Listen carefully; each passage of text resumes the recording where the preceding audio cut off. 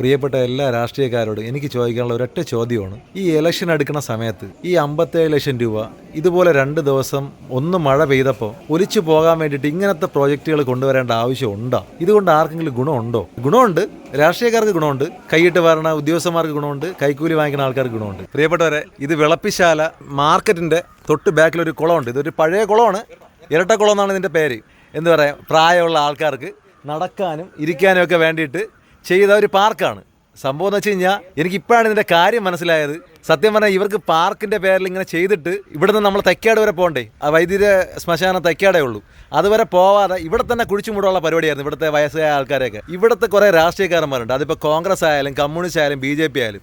ഞാൻ ആരും പേരെ ഒന്നും എടുത്ത് പറയുന്നില്ല, എനിക്ക് അനുഭവമുണ്ട്, അതുകൊണ്ടാണ് ഞാൻ പറയണത്. അതായത് ഒരു 8-9 വർഷത്തേക്ക് മുമ്പ് കേരള ടൂറിസത്തിൻ്റെ ഒരു വർക്ക് ഉണ്ടായിരുന്നു. മൂങ്ങോട് സുഗു എന്ന് പറഞ്ഞിട്ടൊരു മെമ്പർ ഉണ്ടായിരുന്നു. ആ മെമ്പറാണ് എന്നെ അവിടെ വിളിച്ചുകൊണ്ട് പോണത്. കേരള ടൂറിസത്തിൻ്റെ വർക്കിന് വീഡിയോ ഫോട്ടോ എടുക്കാൻ വേണ്ടി എന്നെ വിളിച്ച്. ഒരു 8-9 വർഷത്തേക്ക് മുമ്പ്, അയാൾ പുള്ളി മരിച്ചിട്ട് തന്നെ എനിക്ക് 7 വർഷമായെന്ന് തോന്നുന്നു. ആ മരിക്കുന്നതിന് മുമ്പ് എന്നെ വർക്കിന് വിളിച്ചിട്ടുണ്ടായി. എന്നിട്ട് അവിടുന്ന് അന്നത്തെ പഞ്ചായത്ത് പ്രസിഡന്റ് കമ്മ്യൂണിസ്റ്റിലുള്ള ഒരാളായിരുന്നു. ഈ മെമ്പർ എന്ന് പറയുന്നത് കോൺഗ്രസ്സുകാരനായിരുന്നു. അങ്ങനെ ഇവന്മാരെല്ലാവരും കൂടെ എന്നെ വിളിച്ചുകൊണ്ട് പോയിട്ട് എന്നെ കൊണ്ട് ഹെലികോപ്റ്റർ പറത്തി ഭയങ്കര സംഭവമായിട്ട് മറ്റേ മന്ത്രി വരുന്നു, അവർ വരുന്നു, എല്ലാ കണയന്മാരും വന്ന് ഭയങ്കര പരിപാടി, ഉത്സവം എല്ലാം കഴിഞ്ഞിട്ട് 25,000 രൂപ എൻ്റെ അടുത്ത് ആദ്യമേ പറഞ്ഞിട്ടാണ് ഞാൻ ഈ വർക്ക് എടുത്തത് തന്നെ. സത്യം പറഞ്ഞാൽ ഈ നിമിഷം വരെ, ഇന്ന് ഈ വീഡിയോ ചെയ്യണ നിമിഷം വരെ എനിക്ക് 2,000 രൂപയല്ലാതെ ഒരു പൈസ ഈ കഴിവുടന്മാർ തന്നിട്ടില്ല.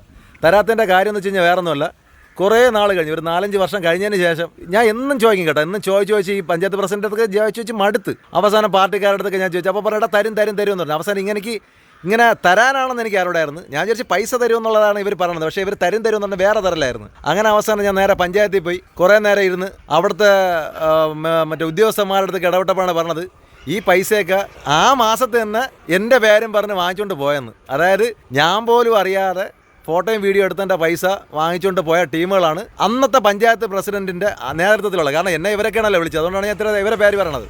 ഇപ്പോഴും എനിക്ക് തോന്നുന്നു ഇവരൊക്കെ ആയിരിക്കും ഇതിൻ്റെയൊക്കെ നേതാക്കന്മാർ. അപ്പം ഞാൻ പറഞ്ഞതെന്ന് വെച്ചാൽ ഏതൊരു നാട്ടിലും ഇതുപോലെ കുറേ നാറിയ രാഷ്ട്രീയക്കാരന്മാരാണ്. സ്വന്തം പോക്കറ്റിൽ നിന്ന് പൈസ ചിലവാക്കി ഒരുപാട് ആൾക്കാർക്ക് നല്ലത് ചെയ്യണ ഇഷ്ടംപോലെ നേതാക്കന്മാരെ എനിക്കറിയാം. അതുപോലെ തന്നെ വല്ലവൻ്റെ പോക്കറ്റിൽ നിന്ന് പിടിച്ചു വാങ്ങിക്കുന്ന ആൾക്കാരെ എനിക്കറിയാം. കാരണം എൻ്റെ അടുത്ത് വരെ കമ്മീഷൻ ചോദിച്ചാൽ പല നേതാക്കന്മാരെ എനിക്കറിയാം. ആ നേതാക്കന്മാരെല്ലാം ഈ വീഡിയോ കാണുമ്പോൾ അവർക്കും അറിയാം. ഞാൻ പിന്നെ പേര് പറയാത്തതെന്ന് വെച്ച് കഴിഞ്ഞാൽ വേണ്ട, വയസ്സായില്ലേ, ഇനിയിപ്പോൾ അവർക്ക് രാഷ്ട്രീയ ഭാവിയൊന്നും ഇല്ല, അതുകൊണ്ടാണ് ഞാൻ പറയാത്തത്. അപ്പോൾ ഇതിലൊരു സംഭവം എന്ന് വെച്ച് കഴിഞ്ഞാൽ ഈ ആൾക്കാരൊക്കെ ഈ സമയത്ത് ഉണ്ടായിരുന്നെങ്കിൽ ആലോചിക്കുകയാണ്, എത്ര പേര് വല്ല കൊച്ചു പിള്ളേരൊക്കെ ഉണ്ടായിരുന്നു ഇതിൻ്റെ മണ്ണിൻ്റെ അടിയിൽ പോകില്ലായിരുന്നു. എന്നിട്ട് ഇവിടെ വന്നിരുന്ന മറ്റേ മുതലക്കണ്ണീര് കാണിക്കും, ഒരു 5 റീത്തും കൊണ്ടുവയ്ക്കും. അങ്ങനെയൊക്കെ കാണിക്കാതെ അന്തസ്സായിട്ട് ചെയ്യണ ജോലി ആത്മാർത്ഥമായിട്ട് ഇനി എല്ലാം കൂടെ ചെയ്യണ പരിപാടി എന്ന് വെച്ച് കഴിഞ്ഞാൽ നേരെ ആ കോൺട്രാക്ടറിൻ്റെ തലയിൽ വെച്ച് കൊടുക്കും. കോൺട്രാക്ടർ പറ്റിച്ചെന്ന് പറയും. അങ്ങനെയാണെന്നുണ്ടെങ്കിൽ നല്ല കോൺട്രാക്ടർക്ക് നിങ്ങൾക്ക് പണികൾ കൊടുത്തുവിടായിരുന്നോ? അത് നിങ്ങൾ ചെയ്യില്ലല്ലോ.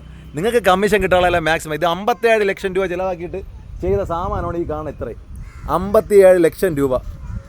ഈ 57 ലക്ഷം രൂപ ഇവിടുത്തെ ഏതെങ്കിലും ഒരു നാട്ടുകാരനായ ഒരു പണിക്കാരനെ കൊടുത്തിരുന്നെങ്കിൽ അവൻ അടിപൊളിയായിട്ട് 25 ലക്ഷം രൂപയ്ക്ക് ഈ പണി നിത്ത് ഉദ്ഘാടനം കഴിഞ്ഞ് വീട്ടിൽ പോകാനവൻ. സത്യം പറഞ്ഞു കഴിഞ്ഞാൽ ഇവിടെ ഈ കമ്മീഷൻ വായ്പും ഈ പരിപാടി ഒതുങ്ങിക്കഴിഞ്ഞാൽ, കൈക്കൂലി വാങ്ങിക്കൽ പരിപാടി ഒതുങ്ങിക്കഴിഞ്ഞാൽ ഇവിടെയൊക്കെ നിൽക്കും.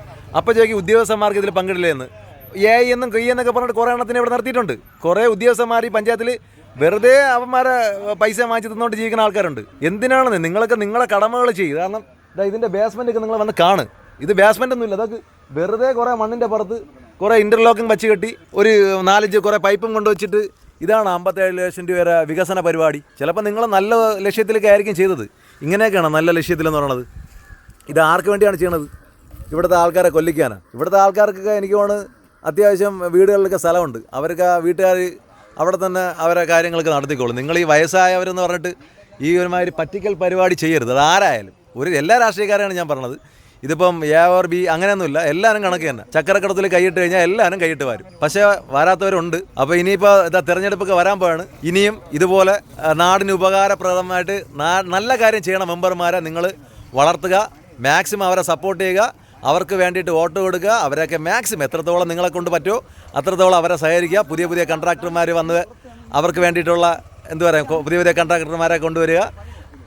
ഈ പറഞ്ഞ പോലെ ഇതിൻ്റെ കമ്മീഷൻ പറ്റി ജീവിക്കുക. എന്നിട്ട് നാട്ടുകാരെ മൊത്തം ഈ കുഴിക്കകത്തിട്ട് ഈ കുളത്തിനകത്തിട്ട് അങ്ങ് മൂടുക. എന്നിട്ട് പറയണം ഇത് പ്രകൃതി ക്ഷോഭം എന്നങ്ങ് പറയണം. മഴ പെയ്തുകൊണ്ടാണെന്ന് പറയണം. എടാ പൊട്ടന്മാരെ, മഴ പെയ്യണത് ഇങ്ങനെയൊന്നും കൊണ്ടുപോകില്ല. നല്ല രീതിയിൽ പണി ചെയ്താൽ ഒരു മഴയും വന്ന് ഇങ്ങനെയൊന്നും കൊണ്ടുപോകില്ല. നീയൊക്കെ മഴയത്ത് തേപ്പ് പണി ചെയ്തുകൊണ്ടാണ് മണ്ണെല്ലാം കൂടെ ഒലിച്ചു പോയത്. പറഞ്ഞ കേട്ടാ, ഇമാതിരി ഊള പരിപാടികൾ കാണിച്ചിട്ട് ഇനി ഇവിടെ നാട്ടുകാരെയൊക്കെ ഫ്രണ്ടിൽ വന്നിട്ട് വോട്ട് ചോദിക്കാൻ വന്നു കഴിഞ്ഞാൽ അവർ കവാലത്തിലിട്ട് അടിച്ചു തരും.